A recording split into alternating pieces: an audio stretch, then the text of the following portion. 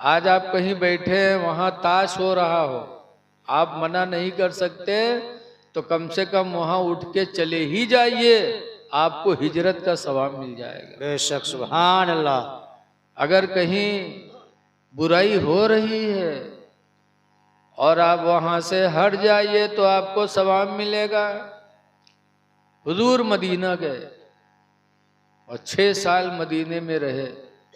6 साल के बाद 1400 सहाबा को लेकर हुजूर उम्रह की नियत से मदीना से मक्का चले। मक्का के करीब आए तो मक्का के लोगों ने रोक दिया, कहा आप उम्रह नहीं कर सकते इस साल, आपको वापस जाना पड़ेगा। तो ऐ भोगा जोत के लोगों, रसूलुल्लाह ने झगड़ा नहीं किया था, जिद नहीं किया था, नहीं कि हम करके रहेंगे। अल्लाह के रसूल ने कहा ठीक है। फिर वहां पंचनामा लिखा गया, सुलहनामा। तो क्या लिखा गया? कहा लिखो इस साल आप उम्रा नहीं करेंगे, वापस मदीना जाएंगे। सरकार ने फरमाया ठीक है लिखो, लिख दिया। फिर कहा दूसरी बात और लिखो कि आइंदा साल आप आएंगे, लेकिन बगैर हथियार के, कोई हथियार नहीं ला सकते साथ में। सरकार ने फरमाया ये भी लिखो, लिखा। फिर कहा एक बात और लिखो कि हमारे मक्के का कोई आदमी मदीना गया तो आपको वापस करना पड़ेगा।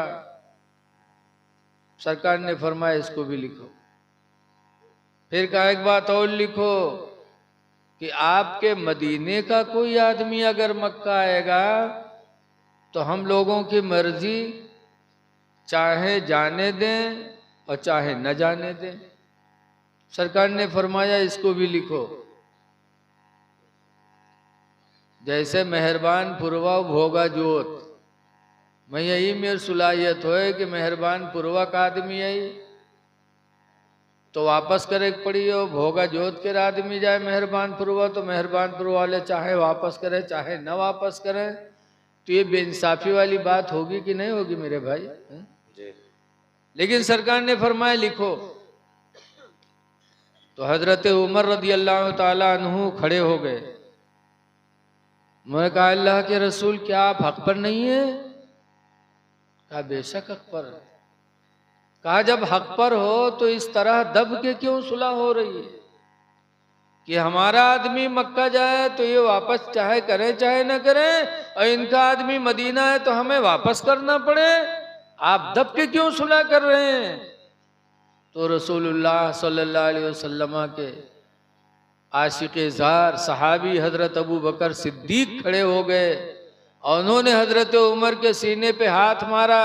कहा उमर इल्ज़िम गर्ज़हू, इनके दामन को थाम लो, फ़इन्नहु रसूलुल्लाह, इसलिए कि अल्लाह के रसूल है। बेशक, सुभान अल्लाह। उमर इनका दामन पकड़ लो, ये अल्लाह के रसूल हैं, जो कहते हैं उसी में कामयाबी। बेशक, सुभान अल्लाह।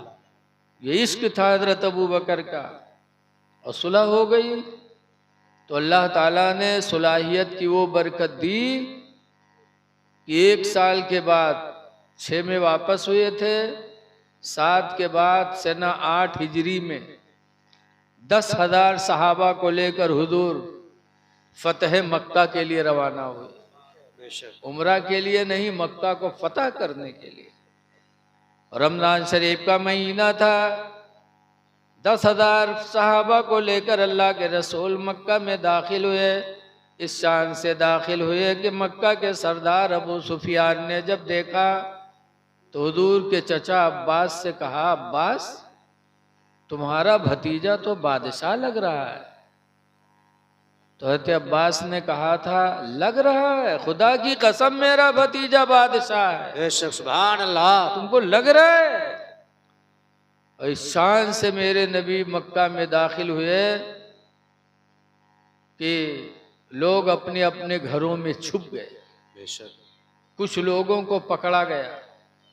जब पकड़े गए तो एक सहाबी आगे बढ़ के कहते हैं जोश में, अल यौम यौमुल मदहमा, आज का दिन बदला लेने का है। आज हम गालिब आए हैं, आज बदला लेंगे मक्का वालों से। लेकिन मेरे नबी की शान रहमत देखो, मेरे नबी ने उस सहाबी को पीछे किया। सरकार ने फरमाया ला अल यौम यौमुल मरहमा, नहीं नहीं आज का दिन बदला लेने का तो नहीं है, बल अल यौम यौमुल मरहमा, बल्कि आज के दिन तो रहमत का दिन है। बेशक सुभान अल्लाह। आज रहमत का दिन है। मेरे नबी जब गालिब आए तो रहमत का पैगाम दिया, तो जो कुफ्फार घरों में थे वो निकल करके रसूलुल्लाह के कदमों में गिरे, कलमा पढ़ के मुसलमान हो। है सुभान अल्लाह सुभान। कि ऐसा इंसान हमने नहीं देखा कि मक्का में थे 13 साल तक हम लोगों ने सताया, मदीना गए तो जंगें लड़ी, लेकिन आज वो गालिब आए तो रहमत का पैगाम दे रहे हैं। बेशक सुभान अल्लाह। बदला नहीं ले रहे हैं। ऐ लोगों, यही वजह है कि नबी करीम 23 साल की मुद्दत में पूरी दुनिया में इस्लाम को फैला दिया। बेशक सुभान अल्लाह। आज हम सुलह नहीं करते, रसूलुल्लाह ने सुलह किया था। आज मुकदमा चल रहा है तो शान से कहेंगे चाहे 10 बीघा बिकाए जाए, लेकिन पीछे थोड़ो हट गए। अरे सुलह कर लो, मुकदमा न लड़ो। झगड़ा हो जाए तो सुलह कर लो, और सुलह कराने के लिए अगर झूठ बोलना पड़े तो झूठ बोलकर दो लड़ने वालों को सुलह करा दो। इस्लाम में झूठ बोलना हराम है, लेकिन सुलह कराने के लिए झूठ बोलना इस्लाम में जायज है। बेशक। हदीस पाक में अन अब्दुल्लाह इब्न अब्बास काला काला रसूलुल्लाह सल्लल्लाहु अलैहि वसल्लम, इब्न अब्बास से रवायत फरमाते अल्लाह के रसूल ने इरशाद फरमाया लैसल किज़्ज़ाब, सरकार फरमाते वो झूठा झूठा नहीं है। अल्लज़ी युस्लिहु लिन्नास, वो जो लोगों के लिए सुलह कराए। बल हुवा यक़ूलु खैरा, बल्कि नबी फरमाते वो तो अच्छी बोली बोल रहा है। बेशक सुभान अल्लाह सुभान अल्लाह। सुलह कराने के लिए जो झूठ बोले, झूठ बोलकर सुलह करा दे, तो पैगंबर फरमाते हो झूठा नहीं है, बल्कि उसके मुंह से तो अच्छी बोली निकल रही है। सुभान अल्लाह। इसलिए सुलह कर लो मेरे दीनी भाइयों। अगर कोई गलती की माफी मांगे तो माफ भी कर दो। लेकिन आज अगर 2 आदमी में झगड़ा हो जाए, कोनो माफी मांगे तो कहे अरे छोड़ो, हमार तुम्हार फैसला हुआ ही हुई। अतने बड़े ईमानदार, जब इतना पक्का तुम्हार भरोसे खुदा की जात पर, तो झगड़ा क्यों किए?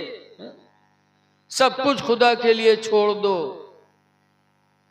सुलह में अल्लाह राजी, अल्लाह का रसूल राजी। बेशक। हुजूर सल्लल्लाहु अलैहि वसल्लम मदीना की मस्जिद में खुतबा दे रहे थे, जुमा का दिन था। बेशक। हुजूर के बड़े नवासे इमाम हसन छोटे थे, खेलते खेलते मस्जिद नबवी में पहुंच गए। सुभान अल्लाह। बेशक। हुजूर ने खुतबा देना बंद कर दिया। हसन को उठाया और गोदी में लिया, और लेने के बाद फरमाते हैं लोगों, मेरा ये नवासा हसन, एक वक्त आएगा कि मुसलमानों में 2 ग्रुप हो जाएंगे। मुसलमानों में इतना बड़ा इख्तलाफ होगा कि मुसलमान 2 हिस्सों में बढ़ जाएंगे।